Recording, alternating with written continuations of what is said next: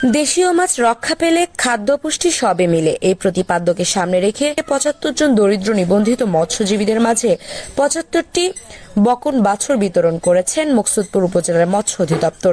গোপালগঞ্জের মকসুদপুরে মৎস্য অধিদপ্তরের আয়োজনে মকসুদপুর উপজেলায় ২০২৪-২৫ অর্থ বছরের মৎস্য অধিদপ্তরাধীন দেশীয় প্রজাতির মাছ এবং শামুক সংরক্ষণ ও উন্নয়ন প্রকল্পের আওতায় বিকল্প আয় বর্ধনমূলক উপকরণ সহায়তা কার্যক্রম বাস্তবায়নের লক্ষ্যে ৭৫ জন দরিদ্র নিবন্ধিত মৎস্যজীবীদের মাঝে ৭৫টি বকন বাছুর বিতরণ করেছেন মকসুদপুর উপজেলার মৎস্য অধিদপ্তর।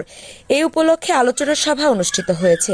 আলোচনা সভায় উপজেলা নির্বাহী কর্মকর্তা তাসনিম আক্তারের সভাপতিত্বে বক্তব্য রাখেন উপজেলা সিনিয়র মৎস্য কর্মকর্তা দেবলা চক্রবর্তী, উপজেলা কৃষি অফিসার বাহাউদ্দিন শেখ, প্রাণী সম্পদ কর্মকর্তা জাহাঙ্গীর আলম। এ সময় উপস্থিত ছিলেন বিভিন্ন ইলেকট্রনিক ও প্রিন্ট মিডিয়ার সাংবাদিকবৃন্দ।